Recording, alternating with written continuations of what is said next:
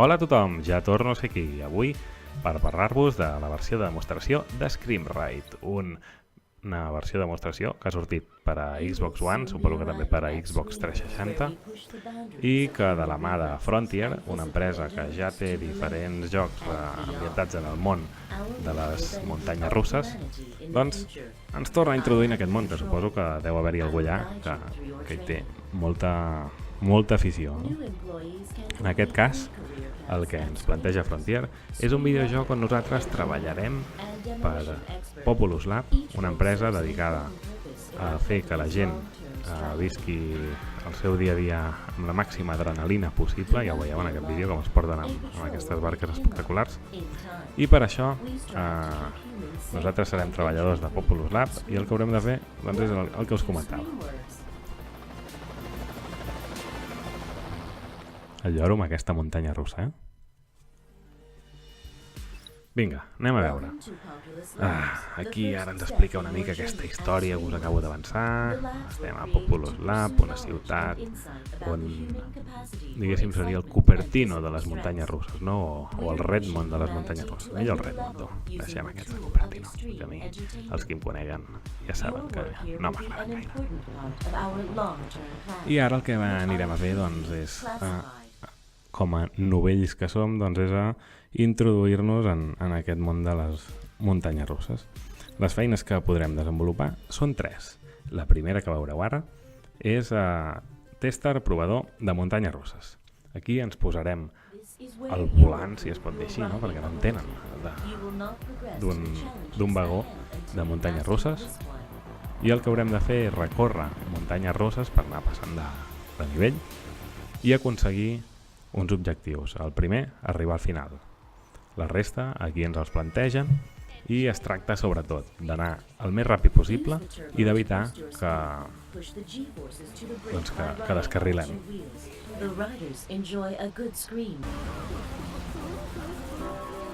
Vinga, 3, 2, 1, ignició. Vinga, coses que podem controlar. La velocitat, la inclinació, ja veureu que en algunes ocasions arribem a anar amb un sol rail, i quan veieu aquestes zones blaves, aquí podem aconseguir turbos, i el que hem de fer per aconseguir-lo és prémer la X com més a prop del final millor, perquè amb més turbo recarregarem. Si ens passem, evidentment, ens quedem sense turbo.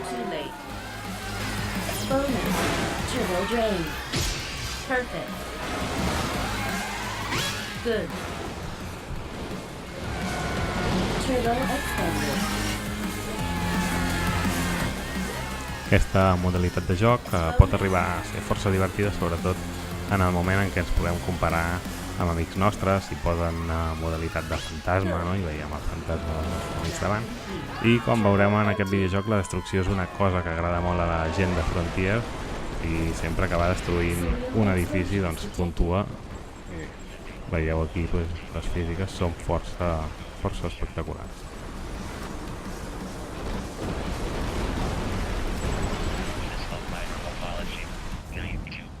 Riders, please activate your sonar transponders for a speedier recovery.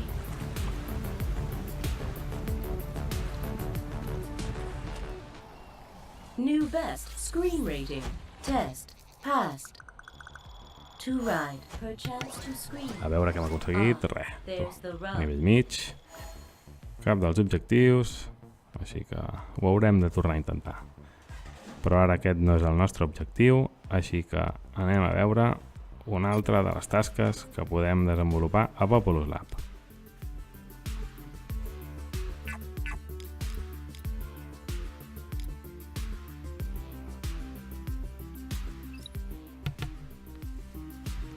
Ara ens posarem a la pell d'un enginyer de muntanyes russes. Sí, això vol dir que haurem de construir una muntanya russa. En aquest cas, per no fer-ho massa pesat, després d'aquesta primera prova, on veureu què passa si les coses no es fan bé, us passaré tota la construcció de manera ràpida, perquè si no això podria ser molt pesat.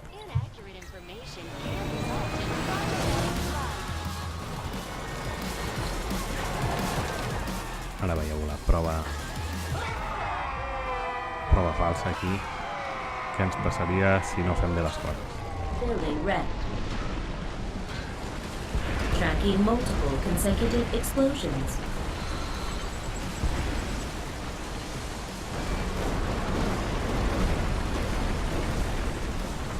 Area shattered.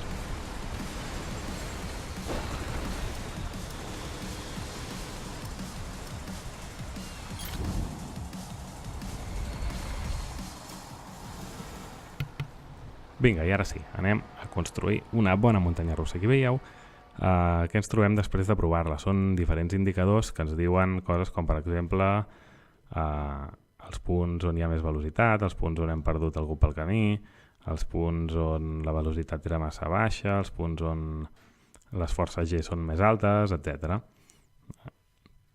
La veritat és que en aquest cas no era la primera que construïa.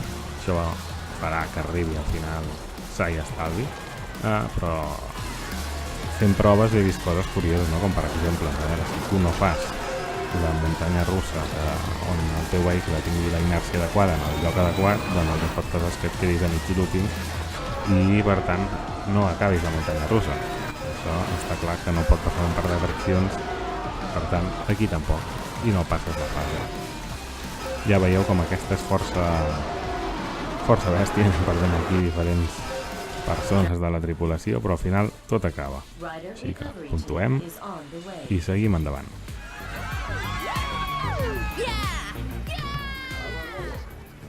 L'editor està força bé. Jo sóc dels que no els agrada crear coses amb un comandament de videoconsola. Crec que el millor és un ratolí i un teclat, però en aquest cas he de dir que fins i tot a mi que no m'agrada m'ha semblat força fàcil.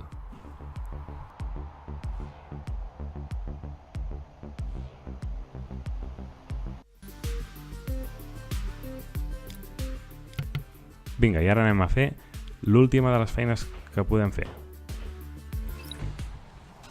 Destructor de mons. Aquí posem la gent dins d'unes càpsules. El tipus de càpsules que podem tenir el veiem sota mà esquerra de la pantalla. Triem la força amb els gatells del comandament, esquerra i dreta, res gens difícil, i disparem. Es tracta, doncs, de destruir el màxim d'entorn possible i, com sempre, aconseguir els objectius de cada fase per poder anar avançant.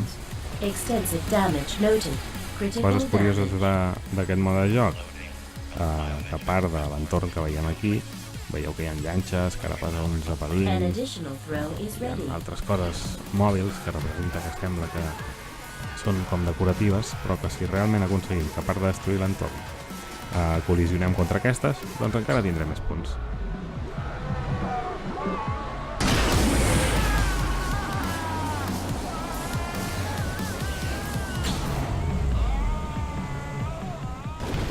Aquesta càpsula que acabem de disparar té una particularitat, que és que quan la disparem podem prémer abans que col·lisioni la tecla A, i això farà que les parts negres d'aquesta càpsula se separin sortint cap als laterals, per tant és ideal per disparar-la en llocs estrets en molts edificis, perquè així podem destruir diferents edificis al mateix temps.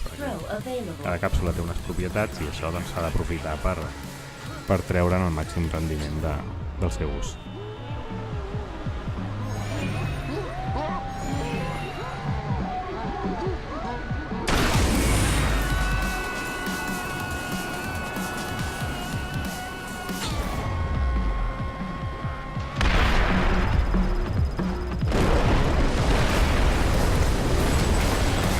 Building collapse inevitable.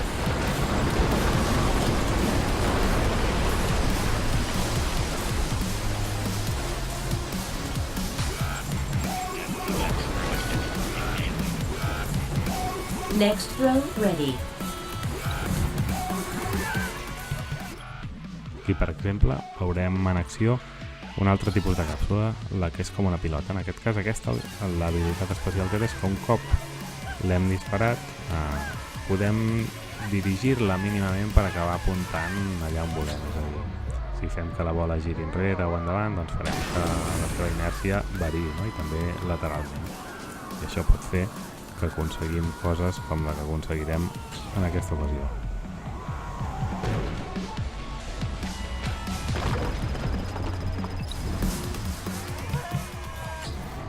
Dit això, ja he dit que és una versió de demostració, però jo crec que amb aquesta ens permet veure com serà tot el videojoc. Només hi ha un mode de joc que no hem vist, que és el mode Sandbox, que ens permet crear muntanyes russes i entorns de destrucció i compartir-los amb la gent d'Xbox Live. Això pot fer el videojoc infinit, però jo crec que no té més a aportar-nos que el que estem veient en aquest vídeo.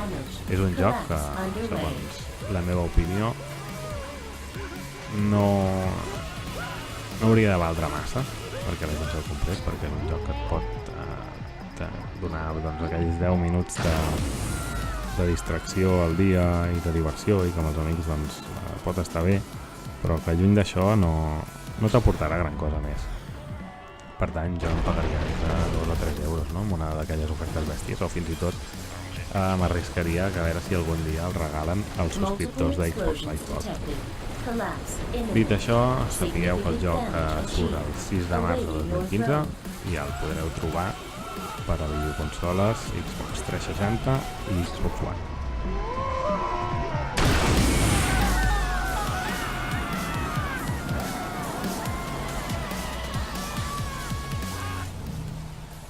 I mentre gaudiu de les meves últimes cagades, perquè és el que van ser aquests últims llançaments, dir-vos que espero els vostres likes, els vostres comentaris, digueu a veure què us sembla i que em digueu quines són les sèries que més us estan agradant perquè m'enfoqui més cap a una banda o cap a l'altra.